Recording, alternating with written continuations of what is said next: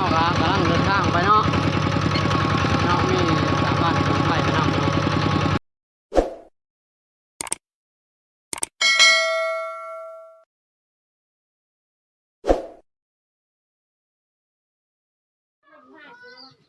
กับสบายดี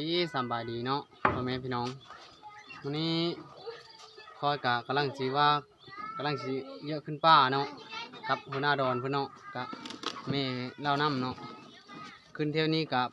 4 คนเนาะขึ้นนี่เอากะสิเดินทางแล้ววันนี้เนาะเก็บแล้วมาแล้วเนาะเคิงกะเนาะเคิงเขากะเก็บสลดเชื่อไปเลยแล้วเนาะวันนี้ก็มีแต่ไป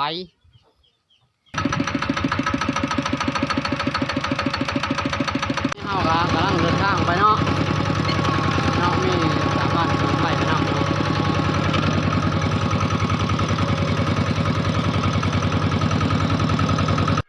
ตอนนี้รถข่ายเนาะลงจำปงเลยเนาะรถก็เป๊ะไปเลย รถสีน้ำเซอร์เนาะตอนนี้เรากำลังเอาเซอร์มาวิ่งเนาะมันไปไม่ได้เลยเนาะรถ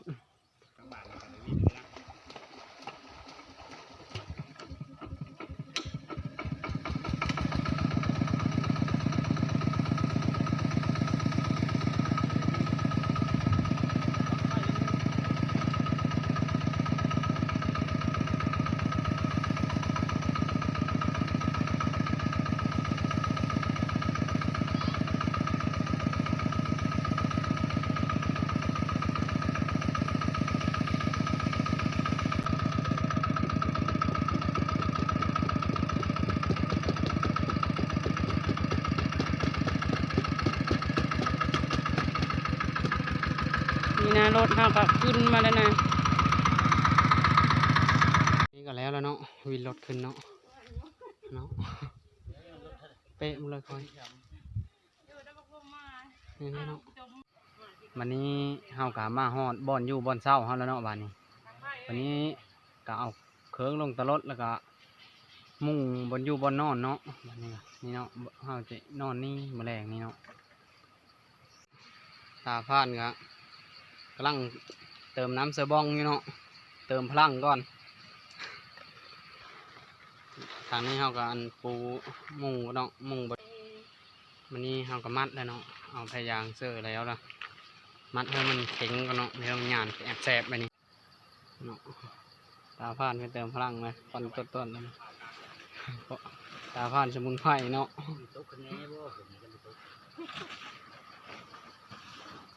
มีหูคิดมันจะหายหันหายนี่เลยได้โบงผลิตเองนี่เนาะโบงไม่ชอดนี่เนาะตั้งพอผ่านเพื่อนเนาะกำลังเติมมาอะไรแม่นเอาเลยเนาะวันนี้ก็เฮากับไปหาเซอร์เบสเซอร์มองแล้วเนาะกลางบนอยู่บนนอนเฮากับแล้วเนาะนี่เรียบร้อยแล้วครับนี่ก็สีนอนอยู่รถนี่แหละบัดนี้นี่ก็ค่อยก็เชฟเนื้อเบสเซอร์เบสแล้วเนาะเบสนี่ก็เนาะ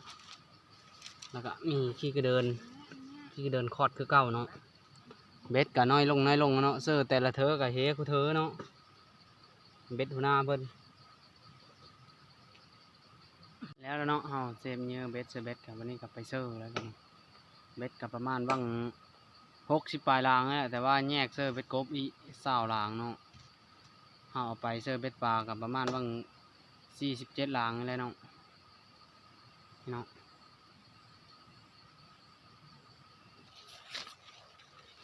วันนี้คอยกลับมาเซอร์เบสผู้เดียวเนาะ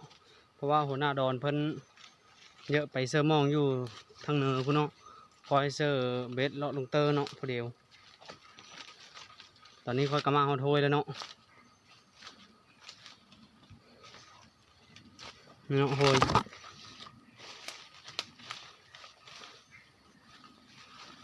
น้องใหญ่แท้เนาะน้องนี่นี่เป็นวังบักใหญ่ๆเลยคอยกะเซอร์แถวนี้แล้วเราลงหลุมพุ่นเนาะ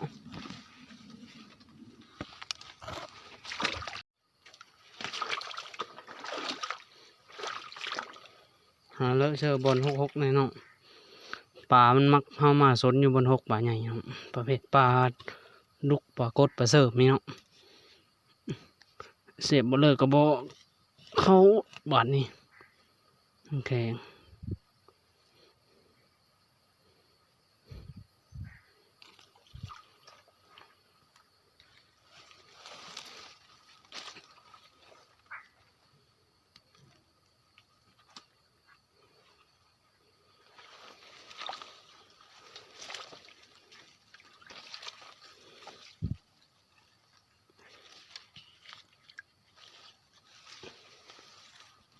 นี่เนาะบนไปพระนั้นก็เนาะมันหกหลีทางก็อยู่นี่มันเป็นหนองใหญ่เนาะหนองเลิกระเบิงนี่เนาะค่อยกะหากะมาครั้งแรกเนาะบอนนี้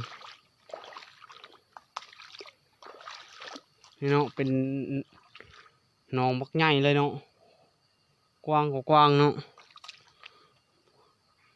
นั่นก็หกเติมเนาะหาบ่อนไปก็เนาะมาซึ่งอยู่นี่มันหกอีหลีเนาะก็ขึ้นแถวเทิงพุ่นแหละบาดนี้มันไปไม่ได้เนาะแถวแคมมันนี่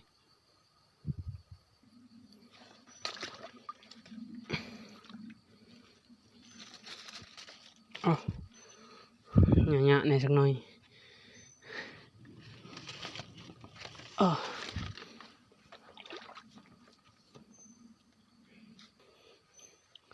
ไต่ไม้นี่ไปเนาะ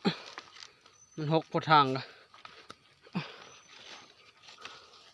ทางหน้าแห้งหกเนาะจะอย่าไปเนาะเลิกบานนี้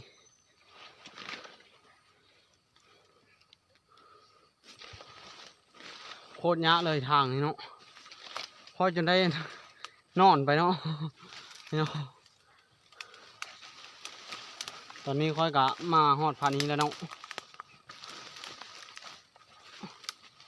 มันก็หกเนาะหกเนาะหกอะไรรอนี่แถวแคบนี้ไปจนไม่ได้นะเนาะไม่มีทางไปเลยจักเฮ็ดแนวเลิกบาดนี้นี่แต่บนไปเท่านั้นแหละนี่มีเพลไม่ได้ถือเพลมาเนาะถือแต่เบ็ดนี่ก็ลงน้ำเนาะทางบกมันหกโพดไปไม่ได้น้ำก็เลิกอะไรเนาะค่อยก็หาเซอร์เลาะแถวแคบนี่เนาะก็ย่างเอาบาดนี้บนลึกแท้ก็ลอย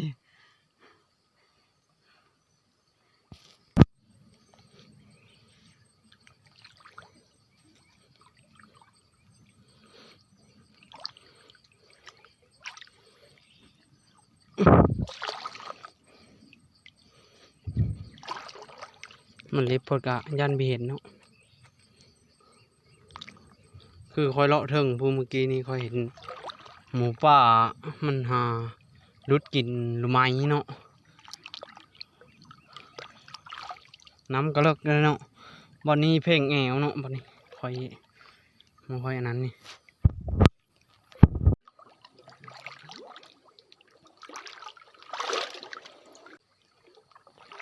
แล้วเนาะคอยเซอร์เบสกะบันนี้กะ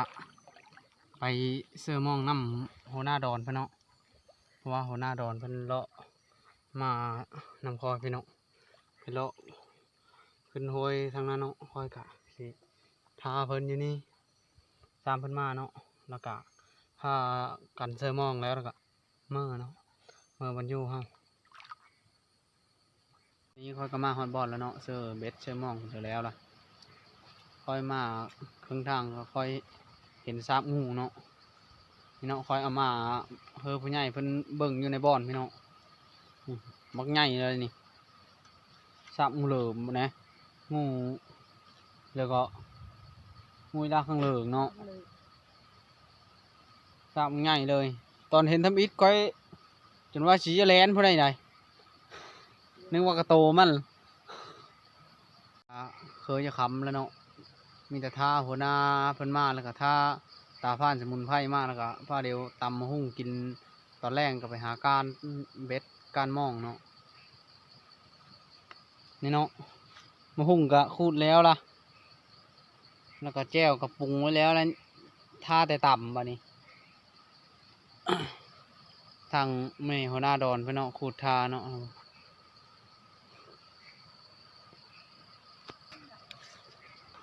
วันนี้ค่อยก็ลงไปเบิ่งแกงก็เนาะน้ำไหลทาดๆสิเนาะเนาะทางลงก็ค่อนข้างหกแน่น้อยหนึง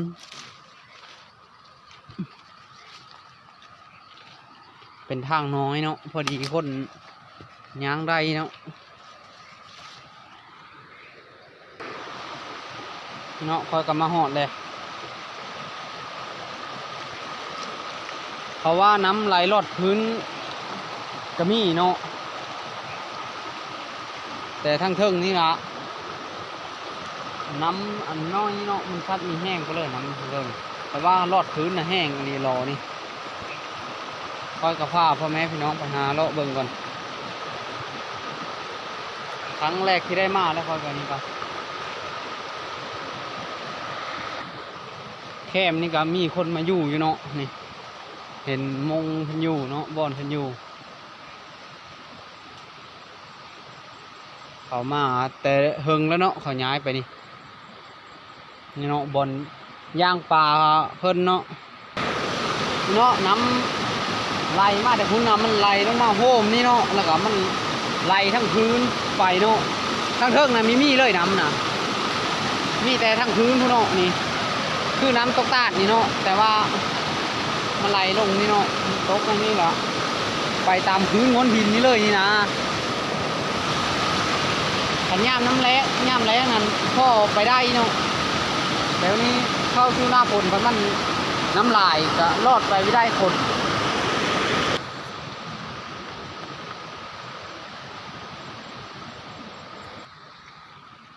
ย่างมากกับไกลเติบละยังไม่เห็นมุงมันปลาโลอ้ออยู่น้ำนี่มันไปอ้ออยู่บนเลอเนาะไปเบิ่งก่อนโอ้มีปลาได้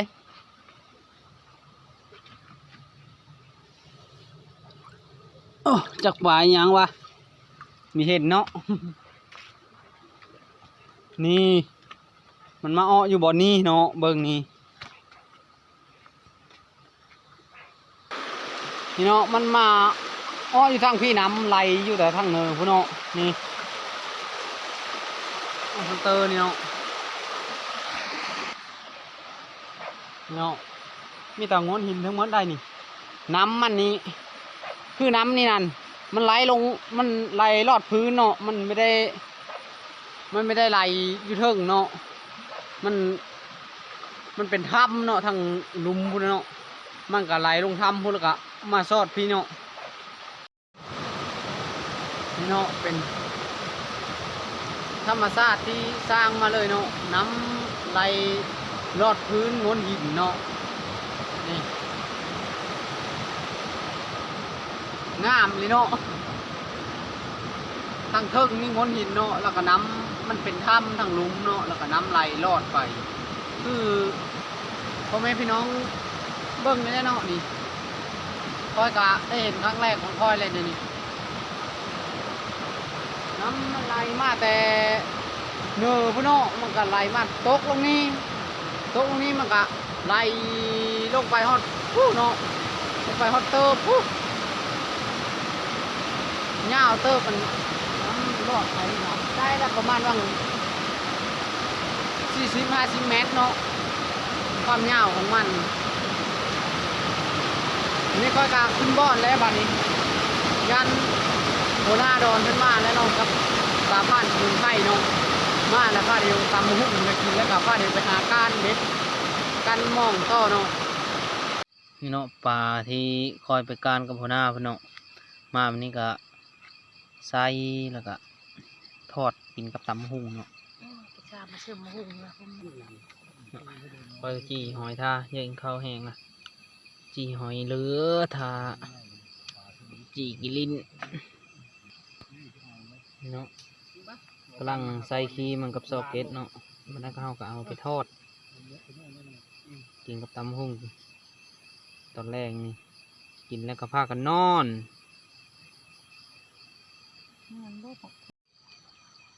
มากินข้าวแรงน้ำกัน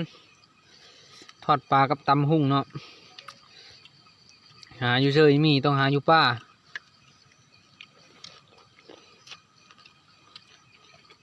มีชักชมแรง วันนี้เฮาก็กินข้าวกินน้ำเร็วแล้วเนาะวันนี้ก็สินอนพักผ่อนและพอยก็สิขอจบคลิปไว้ซ้ำนี้เนาะขอบใจที่ติดตามรับชมตั้งแต่ต้นจนจบเนาะขอขอบใจคลิปหน้าพบกันใหม่